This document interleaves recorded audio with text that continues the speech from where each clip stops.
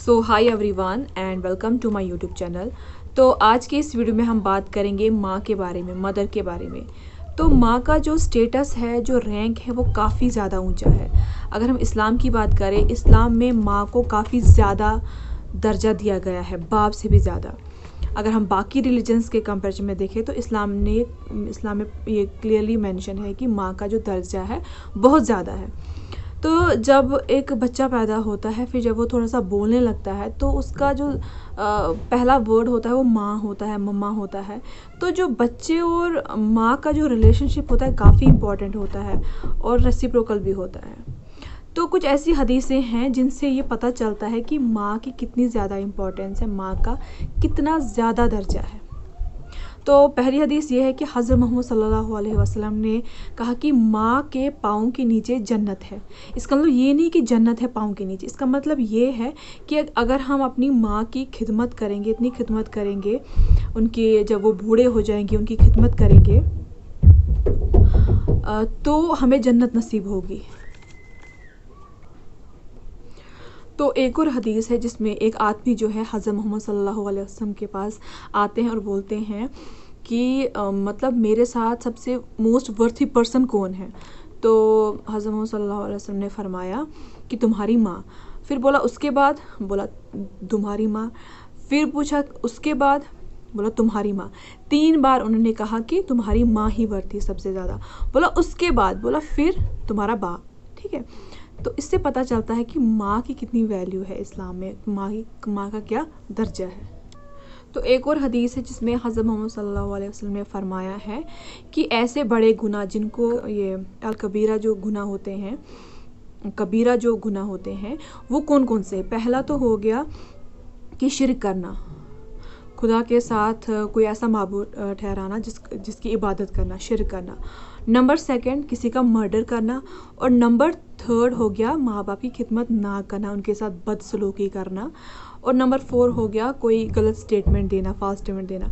तो इन चारों में से जो 3 मैंने बताया कि माँ बाप के साथ बदसलूकी करना या उनकी नाफरमानी करना, उनका अनड्यूटीफुल रहना, तो इससे जहन्नम हो सकती है।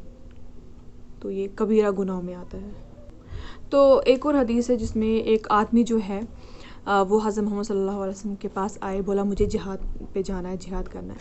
तो हज़रत मोहम्मद सल्लल्लाहु अलैहि वसल्लम ने कहा कि क्या तुम्हारी माँ है। बोला हाँ है। बोला जाओ उसकी खिदमत करो, तो तुम्हारा जिहाद यही है। तो जिहाद से ज़्यादा सवाब अगर तुम अपनी माँ की खिदमत में लगाओगे तो जिहाद से ज़्यादा सवाब तुम्हें मिलेगा। तो एक और हदीस है जिसमें हज़रत अब्दुल्ला इब्न उमर जो एक सहाबी थे, उन्होंने क्या देखा मक्का में कि एक आदमी जो है वो तवाफ़ कर रहा है और उसने अपनी माँ जो है अपनी पीठ पे रखी हुई है, उसको कैरी कर रहा है या गोद में रखी हुई है, तो ऐसे तवाफ़ कर रहा था। तो वो आदमी फिर हज़रत अब्दुल्ला इब्न उमर से पूछता है, को कहता है कि मतलब मैं एक किस्म का अपनी माँ के लिए एक कैमल हूँ, मतलब जितना मेरी माँ ने मुझे कैरी किया है उससे ज़्यादा मैं इसको कैरी करता आ रहा हूँ। मतलब क्या अभी भी मेरा हक अदा हुआ टुवर्ड्स माई मदर। तो इन साहबी ने कहा नहीं, अभी भी नहीं हुआ है। तो आप सोच सकते हो कि एक माँ का हक अदा करना कितना मुश्किल है।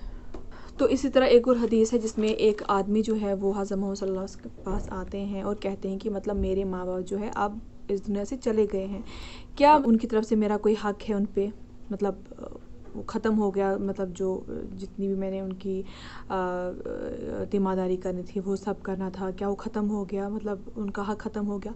बोला नहीं, मरने के बाद भी कोई हक ख़त्म नहीं होता है, उसके बाद भी आपको उनके लिए दुआएं भेजनी हैं, मगफ़िरत की, उन पे रहम की खुदा से, और जो भी उन्होंने कोई प्रॉमिस किया है किसी से वो फुलफ़िल करने की। ठीक है, तो हक ख़त्म नहीं होता है मरने के बाद भी।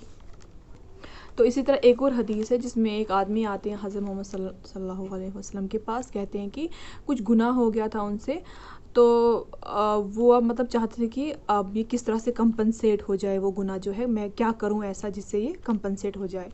تو حضرت محمد صلی اللہ علیہ وسلم نے کہا کہ کیا تمہاری ماں ہے تو جاؤ اس کی خدمت کرو. بولا نہیں میری ماں نہیں ہے, وہ گزر چکی ہے.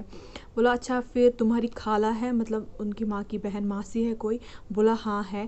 بولا تو جاؤ ان کی خدمت کرو, ان کی خدمت کرو اچھے سے, تو تمہارے جو ہے یہ گناہ ہیں یہ کم ہو جائیں گے.